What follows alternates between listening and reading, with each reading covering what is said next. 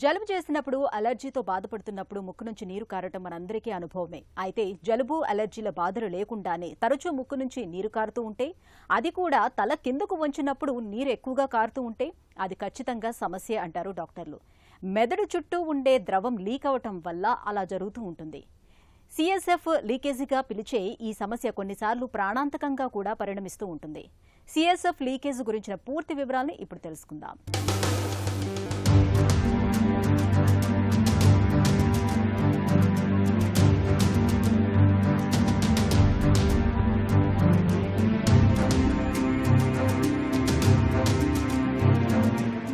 మన శరీరం ఒక అద్భుతమైన నిర్మాణం.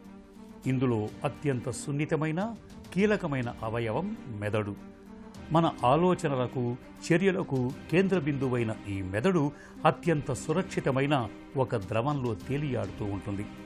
ఆ ద్రవమే సెరెబ్రో స్పైనల్ ఫ్లూయిడ్. దీన్నే వాడుకలో సిఎస్ఎఫ్ అంటారు. ఈ ద్రవం మెదడుకు ఒక కుషన్లాగా షాక్ అబ్జార్బర్స్లా పనిచేస్తూ దెబ్బల నుంచి కాపాడుతుంది.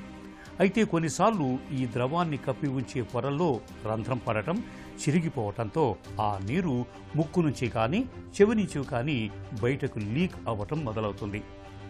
దీన్నే సిఎస్ఎఫ్ లీకేజ్ అంటారు. చిన్న కన్నం పడితే మహానౌక అయినా మునిగిపోతుందన్నట్లు తలలో జరిగే ఈ చిన్న లీకేజీని సరిగ్గా గుర్తించకపోతే ప్రాణాలకే ముప్పు ఎదురవుతుంది. చాలామంది దీన్ని సాధారణ జలుబు లేదా అలర్జీ అనుకుని పొరపడతారు. కానీ ఇది మెదడు తాలూకు ఒక గంభీరమైన హెచ్చరిక అని గుర్తించాలి. మన మెదడు మరియు స్పైనల్ కార్డ్ చుట్టూతా ఉండే ద్రవాన్ని సెరిబ్రో స్పైనల్ ఫ్లూయిడ్ అంటే సిఎస్ఎఫ్ అని అంటాం. ఎప్పుడైతే ఏ కారణంగానైనా కూడా మెదడు చుట్టూతా ఉన్న పొర డ్యూరాలో మరియు బ్రెయిన్కి ముక్కుకి మధ్యలో ఉన్న బోన్లో ఇంకా మన ముక్కులో ఉన్న శ్లేష్మ పొరలో ఎప్పుడైతే వీటిలో డిఫెక్ట్ అవుతుందో అప్పుడు ఒక కనెక్షన్ ఫామ్ అవుతుంది. మన బ్రెయిన్కి నోస్కి మధ్యలో ఒక కనెక్షన్ ఫామ్ అయ్యి దాని నుంచి ఈ బ్రెయిన్ చుట్టూతా ఉన్న ఫ్లూయిడ్ ఈ సిఎస్ఎఫ్ ముక్కులోకి కారుతూ ఉంటుంది. దీన్ని సిఎస్ఎఫ్ రైనోరియా అని అంటాం. కొన్ని సిచ్యువేషన్స్లో బ్రెయిన్ చుట్టూతా ఉన్న ఫ్లూయిడ్ లీకేజ్ ఇయర్లో కూడా అయ్యే అవకాశం ఉంటుంది. దాన్ని సిఎస్ఎఫ్ ఓటోరియా అని అంటాం. ఏదైనా చిన్న పిల్లల్లో ఎప్పుడైతే మనం చూస్తామో అంటే కంజనైటల్ కాజెస్ పుట్టుకతోనే ఈ డిఫెక్ట్ వల్ల ఈ బోన్లో ముక్కు నుంచి బ్రెయిన్కి మధ్యలో ఉన్న బోన్లో డిఫెక్ట్ వల్ల ఈ మెదడు చుట్టూతా ఉన్న పొర అలాంగ్ విత్ మన బ్రెయిన్ కంటెంట్స్తో పాటు ముక్కులోకి ఒక పాలిప్ లాగా జారుతుంది. దీన్నే మెనింగోసీల్ అని మెనింగో ఎన్కెఫెలోసీల్ అని అంటాం. ఇవే కాకుండా ట్రామాటిక్ రీజన్స్ ఉంటాయి, కొన్ని ట్రామాటిక్ కాజెస్.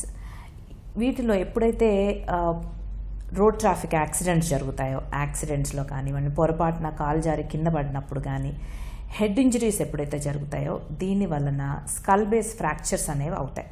ఈ స్కల్ బేస్ ఫ్రాక్చర్స్ అయినప్పుడు ఆ ఫ్రాక్చర్ లైన్ నుంచి కూడా మనకి కనెక్షన్ ఏర్పడి బ్రెయిన్కి ముక్కుకి మధ్యలో కనెక్షన్ ఏర్పడి దాని నుంచి సిఎస్ఎఫ్ అనేది బయటకి కారుతూ ఉంటుంది. నాన్ ట్రామాటిక్ రీజన్స్ కొన్ని ఉంటాయి.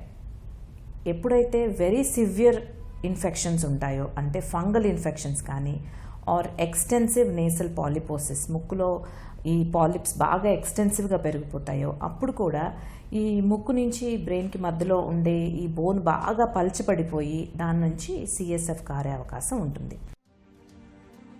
మన తలలో మెదడు నాడీ వ్యవస్థను కప్పుతూ డ్యూరా మేటర్ అనే ఒక గట్టి రక్షణ పొర ఉంటుంది. ఏదైనా కారణం వల్ల ఈ పొర దెబ్బతిన్నప్పుడు సెరెబ్రో స్పైనల్ ఫ్లూయిడ్ ద్రవం బయటికి వస్తుంది. అలాగే మెదడు కింది భాగంలోని ఎథ్మాయిడ్, స్పెనాయిడ్ ఎముకలు దెబ్బతిన్నప్పుడు కూడా సిఎస్ఎఫ్ లీకేజ్ జరగచ్చు. ప్రమాదాల్లో తలకు బలమైన దెబ్బలు తగిలినప్పుడు, గతంలో సర్జరీల మూలంగా గాయాలైనప్పుడు, పుర్రెలో ఒత్తిడి పెరిగినప్పుడు డ్యూరామీటర్ పొరకు చిరుగులు ఏర్పడి సిఎస్ఎఫ్ లీకేజ్ జరగచ్చని చెబుతారు నిపుణులు. అధిక బరువు లేదా స్థూలకాయం ఉన్న మధ్య వయస్కుల్లో ఈ సిఎస్ఎఫ్ లీకేజ్ ఎక్కువగా కనిపిస్తుందని పరిశోధనలు చెబుతున్నాయి. బాధితుల్లో తల ముందుకు వంచినప్పుడు లేదా దగ్గినప్పుడు ముక్కు నుంచి పల్చటి నీరు చుక్కలు చుక్కలుగా కారుతుంటుంది. దీంతో పాటు నిలబడినప్పుడు పెరిగి పడుకున్నప్పుడు తగ్గే తలనొప్పి కూడా సమస్యగా మారుతుంటుంది. మెడ పట్టుకుపోవటం, చెవుల్లో హోరు, చూపు మందగించటం, వాసన శక్తి కోల్పోవటం వంటి లక్షణాలు కూడా కనిపిస్తూ ఉంటాయి. సిఎస్ఎఫ్ రైనోరియా కావచ్చు అని ఎప్పుడైతే అనుకుంటామో అప్పుడు మన ఓపీడీలోనే డయాగ్నోస్టిక్ నేసల్ ఎండోస్కోపీ అనే ఒక పరీక్ష చేస్తాం. దీంట్లో లోపల ముక్కు లోపల ఎక్కడన్నా నీరులాగా కారుతోందా, ఏదన్నా ఏరియా నుంచి నీరులాగా కారుతోందా అనేది చూసి ఆ నీరుని కలెక్ట్ చేయొచ్చు. మనం కలెక్ట్ చేసిన నీటిని మనం ల్యాబ్ ఇన్వెస్టిగేషన్కి పంపించాల్సి ఉంటుంది. బీటా-2 ట్రాన్స్ఫరిన్ అనే ముఖ్యమైన ఇన్వెస్టిగేషన్ చేయాలి. దీంట్లో మనకి వెదర్ ఇఫ్ ఈ బీటా-2 ట్రాన్స్ఫరిన్ పాజిటివ్ వస్తే కనుక అది 100% సిఎస్ఎఫ్ అని మనకు అర్థమైపోతుంది. ఈ ఇన్ కేస్ మనకి అవైలబిలిటీ లేదు, బీటా-2 ట్రాన్స్ఫరిన్ అవైలబిలిటీ లేనప్పుడు దాన్ని గ్లూకోజ్ పరీక్ష కూడా చేసి దాంట్లో ఎప్పుడైతే ఎక్కువ శాతం గ్లూకోజ్ ఉంటుందో అప్పుడు కూడా మనం దాన్ని సిఎస్ఎఫ్ అని కన్సిడర్ చేస్తాం. ఈ వన్స్ ఈ వచ్చిన ఫ్లూయిడ్ సిఎస్ఎఫ్ అని మనకు కన్ఫర్మ్ అయిన తర్వాత అప్పుడు ఎక్కడి నుంచి వస్తుంది అని తెలుసుకోవడానికి సిటీ నోస్ అండ్ పిఎన్ఎస్ ఈ పరీక్ష ఒకటి, ప్లస్ సిటీ సిస్టర్నోగ్రఫీ అండ్ ఎంఆర్ సిస్టర్నోగ్రఫీ ఈ పరీక్షలు చేసుకుని ఏ సైట్ నుంచి కారుతోంది, ఎక్కడి నుంచి డిఫెక్ట్ ఉంది అనేది చూసుకుంటే అప్పుడు ఫర్దర్ ట్రీట్మెంట్కి మనం ప్రొసీడ్ అవ్వచ్చు. ముక్కు నుంచి నీరు కారటాన్ని మన దగ్గర చాలామంది పెద్దగా పట్టించుకోరు. దానంతట అదే తగ్గిపోతుందని అనుకుంటారు. ఇలా భావించటం సరికాదంటారు డాక్టర్లు. దీనికి సకాలంలో చికిత్స చేయకపోతే ముక్కు సైనస్ మార్గాల్లోని ప్రమాదకర బ్యాక్టీరియా నేరుగా మెదడు లోపలికి చేరి మెనింజైటిస్, బ్రెయిన్ అబ్సెస్ వంటి ప్రాణాంతక సమస్యల్ని తెచ్చిపెట్టే అవకాశం ఉంటుంది. సిఎస్ఎఫ్ లీకేజీని నిర్ధారించడానికి డాక్టర్లు ముందుగా ముక్కు నుంచి కారే ద్రవాన్ని సేకరించి బీటా-2 ట్రాన్స్ఫెరిన్ అనే ప్రత్యేకమైన బయోమార్కర్ పరీక్ష చేస్తారు. ఇది కేవలం సిఎస్ఎఫ్ ద్రవంలో మాత్రమే ఉంటుంది కాబట్టి ఖచ్చితమైన ఫలితాన్ని ఇస్తుంది. ఆ తర్వాత లీకేజ్ ఎక్కడ ఉందో, ఎంత పరిమాణంలో ఉందో ఖచ్చితంగా తెలుసుకోవటానికి high resolution CT scan, CT mammography, MRI పరీక్షలు చేస్తారు. వన్స్ మనకి సైట్ ఆఫ్ లీకేజ్ ఎక్కడి నుంచి కారుతోంది, నోస్లోంచి ఎక్కడి నుంచి కారుతోంది, ఎందువల్ల కారుతోంది అనే మనకి ఒకసారి కన్ఫర్మ్ అయిన తర్వాత అప్పుడు in case if it is సర్జికల్గా మనం సర్జరీ చేసేటప్పుడే మనకి లీకేజ్ కనిపిస్తే కనుక వెంటనే దాన్ని సీల్ చేయాల్సిన అవసరం పడుతుంది. ఆ డ్యూరింగ్ సర్జరీనే మనం దాన్ని సీల్ చేసేస్తాం.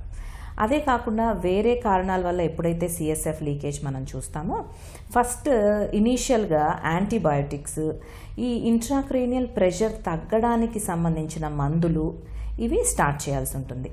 And most importantly complete bed రెస్ట్తో పాటు ఈ మందులు వేసుకున్నట్లయితే ఇనీషియల్ స్టేజెస్లోనే ఈ మన సిఎస్ఎఫ్ రైనోరియాని మనం స్టాప్ చేయగలుగుతాం. ఎప్పుడైతే ఈ మన ట్రీట్మెంట్ తోటి రెస్పాండ్ అవ్వలేదో, ఇంకా లీకేజ్ అవుతోందో అప్పుడు సీరియల్ లంబార్ పంక్చర్స్ అని చేస్తాం. అంటే వీపు వెనకాల నుంచి స్పైనల్ కార్డ్లో నుంచి కొంచెం కొంచెంగా సిఎస్ఎఫ్ని మనం తీసేస్తూ ఉంటాం అన్నమాట. దాంతో ఇంట్రాక్రీనల్ ప్రెషర్ తగ్గుతుంది. ఆ నెక్స్ట్ వచ్చేది సర్జరీ. అప్పుడు సర్జికల్ ఇంటర్వెన్షన్ చేయాల్సిన అవసరం ఉంటుంది. ఇంట్రాక్రీనియల్ అప్రోచ్ యూజువలీ న్యూరో సర్జన్స్ చేస్తూ ఉంటారు. ఎండోస్కోపిక్ నేసల్ అప్రోచ్ ఇది ఎండోస్కోపిక్ ద్వారా ముక్కు నుంచి లోపలికి వెళ్ళి ఆ సైట్ ఆఫ్ లీకేజ్ ఎక్కడైతే ఉంది డిఫెక్ట్ అనేది దాన్ని కనుక్కుని దాన్ని డిఫరెంట్ ఫ్లాప్స్ ద్వారా కానీ డిఫరెంట్ లేయర్స్లో మనం క్లోజ్ చేయాల్సి ఉంటుంది. సిఎస్ఎఫ్ లీకేజీని అరికట్టేందుకు ఇవాళ చక్కటి చికిత్సలు అందుబాటులో ఉన్నాయి. తొలి దశలో లీకేజీ తక్కువగా ఉన్నప్పుడు రోగికి విశ్రాంతిని సూచిస్తారు. పుర్రెలో ఒత్తిడిని తగ్గించే మందులు ఇస్తారు. లీకేజీ ఎక్కువగా ఉన్నప్పుడు సర్జరీ తప్పనిసరి. ఒకప్పుడు దీనికోసం పుర్రెను తెరిచే పెద్ద ఓపెన్ బ్రెయిన్ సర్జరీలు చేసేవారు. కానీ ఇప్పుడు అత్యాధునిక ఎండోస్కోపిక్ ఎండోనాజల్ సర్జరీ విధానంలో లీకేజీని సులువుగా అరికడుతున్నారు. ఈ విధానంలో ఎటువంటి కోతలు కుట్లు లేకుండా కేవలం ముక్కు రంధ్రాల ద్వారానే కెమెరాతో పాటు సూక్ష్మ పరికరాలను పంపిస్తారు. ఆపై తొడ భాగం నుంచి తీసిన కొవ్వు కణజాలాన్ని ఉపయోగించి లీకేజీ ఉన్న రంధ్రాన్ని సీల్ చేస్తారు. ఇక సర్జరీ తర్వాత జీవనశైలిలో కొన్ని జాగ్రత్తలు తీసుకోవాలి. ముఖ్యంగా మలబద్ధకం లేకుండా చూసుకోవాలి. బరువులు ఎత్తకూడదు. గట్టిగా తుమ్మటం లేదా దగ్గటం చేయకూడదు. ముక్కు నుంచి నీరు కారుతున్నప్పుడు ఆలస్యం చేయకుండా వెంటనే డాక్టర్ని కలవాలి. CSF లీకేజీకి సత్వర వైద్యమే చక్కటి పరిష్కారం.